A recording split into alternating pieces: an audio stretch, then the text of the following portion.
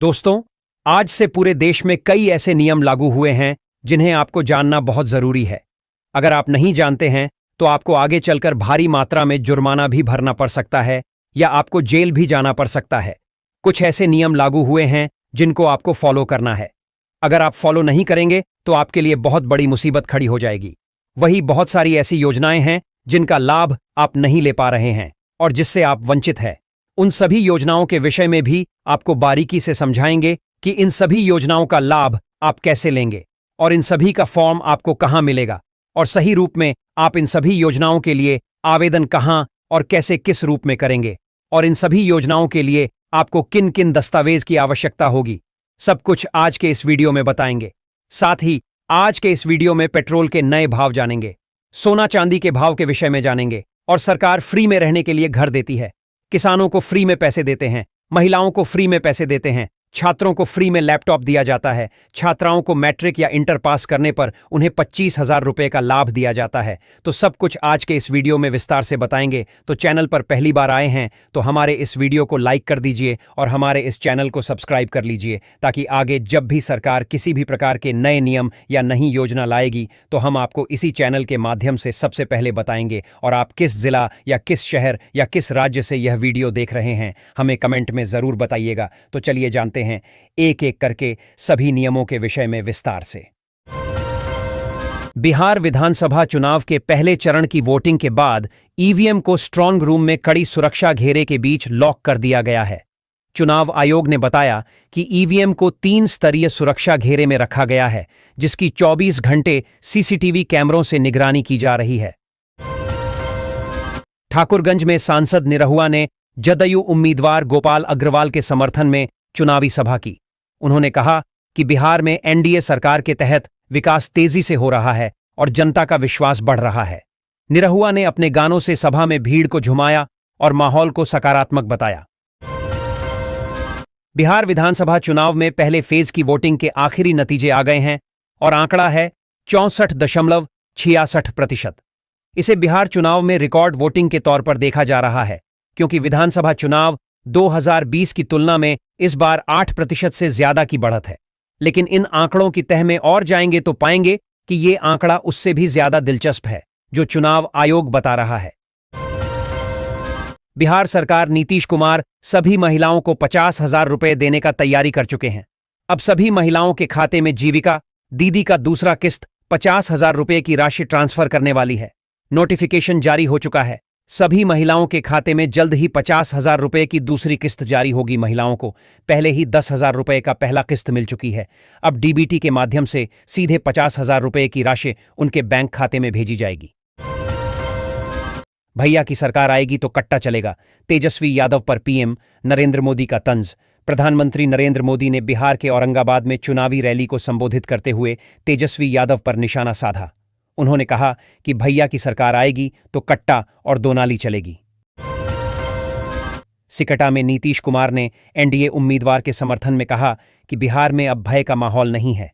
सरकार ने शिक्षकों की भर्ती की है और 70,000 पदों पर भर्ती की तैयारी है। राज्य सरकार केंद्र सरकार के साथ मिलकर प्रदेश को समृद्ध बनाने में जुटी है। सभी वृद्ध और दिव्यांगजनों की पेंशन बढ़ाई गई है और महिलाओं को स्वरोजगार के लिए आर्थिक सहायता दी गई है। बिहार विधानसभा चुनाव के पहले चरण में 64.96% मतदान हुआ। इस दौरान उप मुख्यमंत्री के काफिले पर हमला, राजद उम्मीदवार द्वारा दारोगा को धमकी और सीपीआई प्रत्याशी के वाहन पर हमले जैसी प्रमुख घटनाएं हुईं। आधे बिहार में हो गया लालू की पार्टी का सुपड़ा साफ। भागलपुर में अमित शाह का दावा। केंद्रीय गृह मंत्री अमित शाह ने शुक्रवार को भागलपुर के पीरपैंती में एनडीए की चुनावी जनसभा को संबोधित करते हुए दावा किया कि पहले चरण के मतदान में आधे बिहार में आरजेडी का सुपड़ा साफ हो गया है। बिहार विधानसभा चुनाव 2025 के दूसरे चरण से पहले राजद नेता तेजस्वी यादव ने महिला और पंचायत प्रतिनिधियों से संवाद किया। इस दौरान तेजस्वी ने भावनात्मक लहजे में कहा कि यह चुनाव सिर्फ सत्ता बदलने का नहीं बल्कि नया बिहार बनाने का चुनाव है। बिहार के लाल अंजनी सिन्हा को अमेरिकी राष्ट्रपति डोनाल्ड ट्रंप ने बड़ी जिम्मेदारी देते हुए उन्हें सिंगापुर का राजदूत बनाया है। वो इस नई जिम्मेदारी को निभाने के लिए गुरुवार 6 नवंबर को सिंगापुर पहुंच भी गए। बिहार में जन्मे अंजनी सिन्हा पेशे से जाने माने डॉक्टर हैं। उन्होंने महात्मा गांधी मेडिकल कॉलेज से अपनी मेडिकल की डिग्री प्राप्त की है। अदानी समूह की company Adani power limited, Adani power LTD ने बिहार सरकार के 2400 मेगावाट भागलपुर बिजली परियोजना का टेंडर जीत लिया है। कंपनी ने यह सफलता एक बोली प्रक्रिया में हासिल की, जहां कंपनी ने टॉरेंट पावर और जेएसडब्ल्यू एनर्जी के साथ 3 दूसरे बिडर्स की तुलना में सबसे कम बिजली टैरिफ की पेशकश की। बिहार में हुए चुनावों में रिकॉर्ड मतदान दर्ज किया गया है। सवाल यह है कि क्या इस बार मतदाताओं ने जाति के बंधन से ऊपर उठकर विकास के मुद्दों पर ध्यान केंद्रित किया? क्या मुफ्त में दी जाने वाली सुविधाओं ने मतदाताओं को आकर्षित किया? चुनाव के नतीजे यह तय करेंगे कि क्या बिहार की राजनीति में कोई नया बदलाव आया है। सीएम योगी ने कहा कि कांग्रेस और राजद की सोच विकास विरोधी रही है। उन्होंने कहा कि याद कीजिए, कांग्रेस के लोग कहते थे कि भगवान राम हुए ही नहीं। राजद के लोगों ने भगवान राम मंदिर के निर्माण के लिए निकाली गई रथ यात्रा को रोकने का पाप किया था। बिहार के बाहुबली विधायक पप्पू पांडेय के भतीजे मुकेश पांडेय को ब्रेन स्ट्रोक हुआ है। उन्हें गोरखपुर के सिटी हॉस्पिटल में भर्ती किया गया, जहां उनकी हालत नाजुक बनी रही। इसके बाद उन्हें एयर एम्बुलेंस से दिल्ली के मेदांता भेजा गया। बिहार चुनाव 2025। जन स्वराज के संस्थापक प्रशांत किशोर ने कहा है कि बिहार विधानसभा चुनाव के पहले चरण में रिकॉर्ड मतदान इस बात का संकेत है कि बिहार में बदलाव आ रहा है। पूर्व राजनीतिक रणनीतिकार किशोर ने यह भी कहा कि भारी मतदान दर्शाता है कि इस बार चुनाव में प्रवासी एक एक्स फैक्टर हैं। बिहार में हुए चुनावों में रिकॉर्ड मतदान दर्ज किया गया है। सवाल यह है कि क्या इस बार मतदाताओं ने जाति के बंधन से ऊपर उठकर विकास के मुद्दों पर ध्यान केंद्रित किया? क्या मुफ्त में दी जाने वाली सुविधाओं ने मतदाताओं को आकर्षित किया? चुनाव के नतीजे यह तय करेंगे कि क्या बिहार की राजनीति में कोई नया बदलाव आया है। तेज प्रताप यादव ने राजद विधायक और मनेर से पार्टी के उम्मीदवार भाई वीरेंद्र पर बड़ा हमला किया है। उन्होंने राजद नेता को गुंडा मवाली और बिहार को बर्बाद करने वाला बता दिया। उन्होंने सरकार से उनके खिलाफ कठोर कार्रवाई की मांग की। भाई वीरेंद्र पर एक दारोगा के साथ गाली गलौज करने और जला देने की धमकी देने के आरोप में एफआईआर दर्ज किया गया है। मनेर में गुरुवार को मतदान के दौरान एक बूथ पर विवाद हुआ था। सूत्रों के अनुसार जीआरपी यह पता लगाने में जुटी है कि इतनी बड़ी रकम कहां से आई और किसके लिए भेजी जा रही थी। प्रारंभिक जांच में आशंका है कि यह धनराशि हवाला के माध्यम से चुनावी प्रयोजन के लिए भेजी जा रही थी। बिहार विधानसभा चुनाव 2025 के पहले चरण का मतदान समाप्त हो गया है, जिसमें 64.96% रिकॉर्ड मतदान हुआ। मुजफ्फरपुर में सबसे ज्यादा वोटिंग हुई। दूसरे चरण के लिए पीएम मोदी, अमित शाह, तेजस्वी यादव और राहुल गांधी जैसे नेता प्रचार में जुट गए हैं। तेजस्वी यादव पर निशाना साधते हुए ओवैसी ने कहा कि तेजस्वी उन्हें चरमपंथी कहते हैं, सिर्फ इसलिए क्योंकि वे दाढ़ी और टोपी पहनते हैं। उन्होंने आरोप लगाया कि सीमांचल के लोगों की उपेक्षा करने में इन सभी की भूमिका रही है। राजद सुप्रीमो लालू प्रसाद के बेटे तेज प्रताप यादव ने राजद विधायक भाई वीरेंद्र को गुंडा मवाली बताया है। मनेर में मतदान केंद्र पर विवाद के दौरान भाई वीरेंद्र का एक वीडियो वायरल हुआ था, जिसमें वे पुलिस अधिकारी को अपशब्द कहते और जलाने की धमकी देते सुनाई दिए। तेज प्रताप ने सरकार से भाई वीरेंद्र के खिलाफ कार्रवाई की मांग की है। जदयू नेता संजय झा ने कहा कि बिहार और देश के चुनावों में वोट प्रतिशत बढ़ने से एनडीए की सीटें बढ़ती हैं। उन्होंने 2000, 2005, 2010, 2015 और 2020 के चुनावों का उदाहरण दिया। संजय ने विपक्ष पर नीतीश कुमार के खिलाफ झूठ फैलाने का आरोप लगाया और कहा कि एनडीए को 2010 से भी ज्यादा सीटें मिलेंगी। उन्होंने विपक्ष को हताश बताया। नवादा के सिरदला में जनशक्ति जनता दल की चुनावी सभा को संबोधित करते हुए तेज प्रताप यादव ने कहा कि लोकतंत्र में जनता का निर्णय सर्वोपरि है। उन्होंने रजौली से पार्टी प्रत्याशी प्रकाशवीर के लिए वोट मांगे और मतदाताओं से उन्हें विजयी बनाने की अपील की। सभा में लालू प्रसाद यादव के बेटे तेज प्रताप को सुनने के लिए भारी संख्या में लोग उपस्थित थे। कांग्रेस नेता राजीव शुक्ला ने बिहार चुनाव 2025 को लेकर एक रिपोर्ट जारी की है। इस रिपोर्ट में मतदान के आंकड़ों के विश्लेषण के आधार पर उन्होंने बिहार के 12 मंत्रियों के भविष्य को लेकर भविष्यवाणी की है। वे शुक्रवार को पटना में प्रेस कॉन्फ्रेंस कर रहे थे। बिहार विधानसभा चुनाव 2025 के बीच प्रधानमंत्री नरेंद्र मोदी ने महागठबंधन के मुख्यमंत्री उम्मीदवार तेजस्वी यादव पर तंज कसा है। उन्होंने आरजेडी और महागठबंधन की ओर इशारा करते हुए कहा कि ये अभी से बच्चों को रंगदार बनाने की बात कर रहे हैं। पीएम ने आरोप लगाया, ये खुलेआम घोषणा कर रहे हैं कि भैया की सरकार आएगी तो कट्टा, दोनाली, फिरौती, रंगदारी यही सब चलेगा। औरंगाबाद में शुक्रवार को एनडीए की चुनावी जनसभा को संबोधित करते हुए प्रधानमंत्री ने ये बातें कहीं। बिहार विधानसभा चुनाव के पहले चरण का मतदान शांतिपूर्वक संपन्न हो गया। इस चरण में एनडीए सरकार के 6 मंत्रियों की किस्मत ईवीएम में कैद हो गई है। इनमें भारतीय जनता पार्टी भाजपा के 4 और जनता दल यूनाइटेड जदयू के 2 मंत्री शामिल हैं। सभी 6 का सीधा मुकाबला महागठबंधन से है। कहीं त्रिकोणात्मक संघर्ष नहीं है। राजद सुप्रीमो लालू प्रसाद के बेटे तेज प्रताप यादव ने राजद विधायक भाई वीरेंद्र को गुंडा मवाली बताया है। मनेर में मतदान केंद्र पर विवाद के दौरान भाई वीरेंद्र का एक वीडियो वायरल हुआ था, जिसमें वे पुलिस अधिकारी को अपशब्द कहते और जलाने की धमकी देते सुनाई दिए। तेज प्रताप ने सरकार से भाई वीरेंद्र के खिलाफ कार्रवाई की मांग की है। भाजपा ने वंदे मातरम की 150वीं वर्षगांठ पर एक राष्ट्रव्यापी अभियान शुरू किया है। अमित शाह ने इस अवसर पर स्वदेशी अपनाने का संदेश दिया और युवाओं से भारतीय उत्पादों को प्राथमिकता देने की अपील की।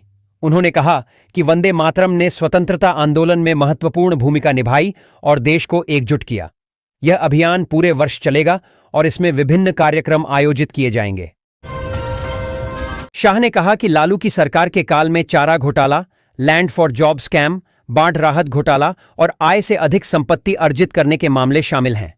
उन्होंने लोगों से पूछा कि क्या घोटाला करने वाली सरकार बिहार के भले का काम कर सकती है। बीजेपी के नेता और अभिनेता मिथुन चक्रवर्ती ने दावा किया है कि बिहार विधानसभा चुनाव में बीजेपी को जीत मिलेगी। उन्होंने कहा है कि बीजेपी ही एकमात्र ऐसी पार्टी है जो अच्छा शासन दे सकती है और इसलिए उसे बिहार में सत्ता में आना चाहिए।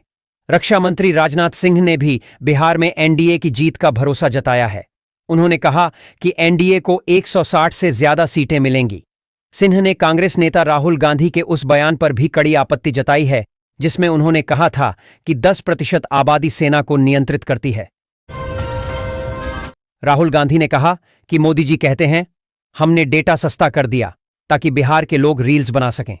लेकिन क्या रील्स बनाने से जेब में पैसा आ जाएगा? उन्होंने कहा कि भाजपा सरकार ने देश के युवाओं को इंस्टाग्राम और फेसबुक का नशा तो दिया, पर रोजगार नहीं। भाजपा नेता रथुराज सिन्हा ने बिहार में पहले चरण के मतदान के बाद एनडीए की प्रचंड जीत का दावा किया है। उन्होंने कहा कि बिहार की जनता ने भ्रष्टाचार और अपराध को नकार दिया है। मतदाताओं ने प्रधानमंत्री मोदी और मुख्यमंत्री नीतीश कुमार पर भरोसा जताया है। उन्होंने यह भी कहा कि एनडीए को 2/3 बहुमत मिलेगा, जिससे राज्य में विकास होगा। बिहार में पश्चिमी हवाओं के चलते तापमान में बदलाव जारी है। पटना समेत 13 जिलों में तापमान गिरा है। मोतिहारी में सबसे अधिक तापमान दर्ज हुआ। मौसम विभाग के अनुसार अगले कुछ दिनों में तापमान में विशेष बदलाव की संभावना नहीं है। सुबह शाम गुलाबी ठंड रहेगी और दिन में धूप खिलेगी। भोजपुर में पुलिस और ग्रामीणों के बीच झड़प हो गई, जिसमें ग्रामीणों ने पुलिस वाहनों पर पथराव किया और आधा दर्जन गाड़ियां क्षतिग्रस्त हो गईं। ग्रामीणों का आरोप है कि पुलिस ने उनके साथ दुर्व्यवहार किया, जिसके कारण उन्होंने विरोध प्रदर्शन किया। पुलिस ने स्थिति को नियंत्रित करने के लिए बल प्रयोग किया और घटना की जांच जारी है। विधानसभा चुनाव के दूसरे चरण को लेकर चुनावी माहौल गर्म है। इस बीच 7 नवंबर को अमर उजाला का चुनावी रथ सत्ता का संग्राम जहानाबाद पहुंचा। सुबह चाय पर चर्चा, दोपहर में युवाओं से बात करने के बाद शाम को राजनीति चर्चा की गई। मुद्दों को समझा गया, सियासी नब्ज को टटोली गई। क्या रुख है, चलिए बता रहे हैं। बिहार लोक सेवा आयोग बीपीएससी जल्द ही 71वीं संयुक्त प्रतियोगी परीक्षा 2025 का प्रारंभिक परिणाम घोषित करेगा। परिणाम बीपीएससी की वेबसाइट पर पीडीएफ में उपलब्ध होगा। सफल उम्मीदवार मुख्य परीक्षा में भाग लेने के पात्र होंगे। प्रारंभिक परीक्षा केवल क्वालिफाइंग है और अंतिम मेरिट सूची मुख्य परीक्षा और साक्षात्कार के अंकों पर आधारित होगी। उम्मीदवार वेबसाइट पर नियमित रूप से अपडेट देखते रहें। बिहार चुनाव में पहले चरण की रिकॉर्ड वोटिंग के बाद दूसरे चरण की जंग तेज हो गई है। मोदी, तेजस्वी और राहुल गांधी ने आज बिहार में कई रैलियां की। अमित शाह ने पूर्णिया में रोड शो किया। असदुद्दीन ओवैसी ने एनडीए सरकार में सीमांचल पर हकमारी का आरोप लगाया। बिहार में 2025 के चुनावों में महिला मतदाता निर्णायक भूमिका निभाएंगी। पिछले चुनावों में उनकी बढ़ती भागीदारी ने उन्हें किंग मेकर बना दिया है। राजनीतिक दलों को महिला मतदाताओं को आकर्षित करने के लिए रणनीति बदलनी होगी, क्योंकि आंकड़े बताते हैं कि वे परिणामों को प्रभावित कर रही हैं। महिला उम्मीदवारों को अक्सर साइडलाइन किया जाता है, लेकिन यह प्रवृत्ति बदल सकती है। रोहतास जिले के दिनारा विधानसभा क्षेत्र में भोजपुरी सिंगर और छपरा से आरजेडी प्रत्याशी खेसारी लाल यादव ने आज 7 नवंबर को पिथनी हाई स्कूल मैदान में राजेश यादव के समर्थन में जनसभा की। राजेश यादव दिनारा से आरजेडी के उम्मीदवार हैं। जनसभा में खेसारी लाल यादव को देखने के लिए जनसैलाब उमड़ पड़ा। भीड़ को नियंत्रित करने में पुलिस और सुरक्षा बलों को काफी मशक्कत करनी पड़ी। बिहार विधानसभा चुनाव के पहले चरण में रिकॉर्ड लगभग 65% मतदान होने पर पार्टियां अपने अपने दावे करने में जुटी हुई हैं। इस बीच प्रशांत किशोर की जन सुराज पार्टी ने कहा है कि बम्पर वोटिंग की वजह एसआईआर नहीं है, बल्कि बढ़े हुए वोटर उसके समर्थक हैं। जन सुराज के राष्ट्रीय अध्यक्ष उदय सिंह उर्फ पप्पू सिंह ने शुक्रवार को कहा कि महिलाओं ने अपने बच्चों के भविष्य के लिए वोट किया है, ताकि उनके बच्चों का पलायन न हो और भ्रष्टाचार का खात्मा हो सके। बिहार चुनाव। मुजफ्फरपुर में मिठनपुरा स्थित बूथ संख्या 284 पर एक व्यक्ति ने शिकायत की है कि उनका वोट पोस्टल बैलेट से गिरा दिया गया है, जबकि वह सरकारी कर्मचारी नहीं है।